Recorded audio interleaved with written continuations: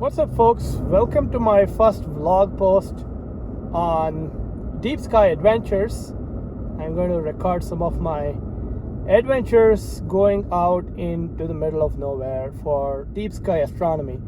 Right now, you can see I am trying to avoid hitting deer driving down on Carson Pass Road, a mountain highway in California that has a great observing site at 8,000 feet that we like to frequent. This is a site used by one of the greatest observers of all time, Alvin Huey, when he lived in California. So lots of great observations made from this area that I'm about to go to. I just bought a second-hand Nexstar 8 SE's Schmidt-Cassegrain telescope. That's the instrument that I'm going to set up because it's the most accessible in my truck. And I'm going to first light it today. And we'll see how it goes. Did they clear the snow here? Oh wow, there was snow here last time I came. And I'm here by myself. So now that I've arrived at my observing site, I actually don't have cell service. So one of the first things I'm going to do is use my Garmin InReach to send a message to my folks indicating that I'm safe and also giving my location so that they know where I am for the night.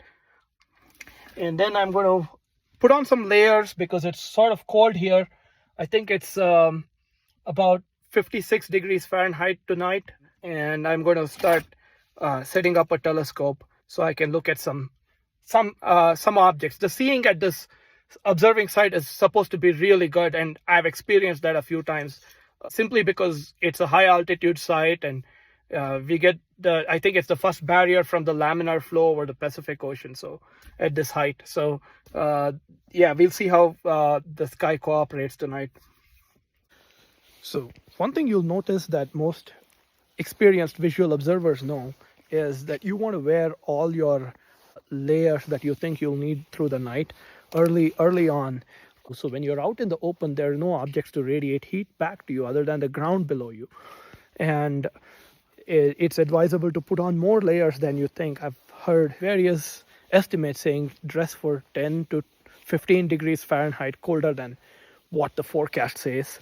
And the other important thing is to wear your layers early on so that when you're still producing heat, when your body is still warm, you warm those layers and trap that heat in.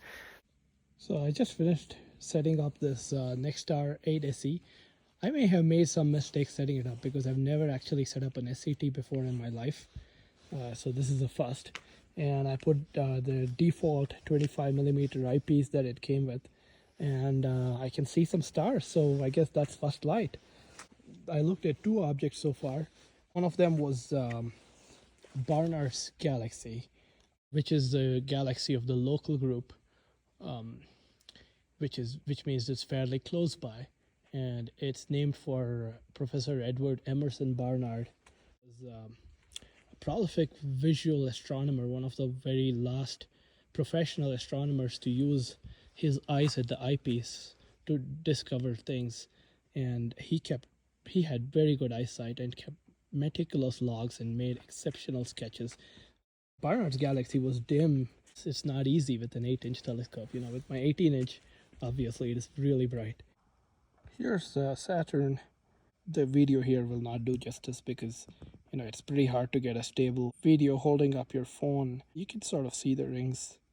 The view is actually pretty darn good view of Saturn. So it's now 4:30 and I'm ready for bed. I like to sleep in the cabin of my truck. So what that means is that I've basically reclined the seat and tucked into a sleeping bag, and I have this beautiful magic material called aluminate draped on my truck. I've also parked it such that I have plenty of shade so it won't get hot in here in the morning. Okay, so I looked at three objects on this night. One of them is Messier 30, a globular cluster, which I've seen many times, but it's always nice to look at those beautiful, bright, deep sky objects like M30. And I also looked at Barnard's galaxy, which I spoke about. So this is my logbook entry on Barnard's galaxy. And it was just a weak amorphous glow with a north-south elongation, and it appeared somewhat mottled, which means of non-uniform brightness. And the final object I looked at was a planetary nebula called Hubble 12 that I learned about from a Sky and Telescope article by Scott Harrington. This is in Cassiopeia. So it was not quite as high as I would have liked it to be for observation, but it's bright. The thing is, it's really stellar, which means it basically looks like a star. So you're trying to find this one special star in amidst the gazillion stars of the Milky Way. And that's the real challenge of finding it. But I had GoTo and I had a reference image, so it was not hard to identify which star it was. And to further confirm it, I blinked a nebula filter. So a nebula filter is something that shows a strong response if something is a nebula that's a glowing gas.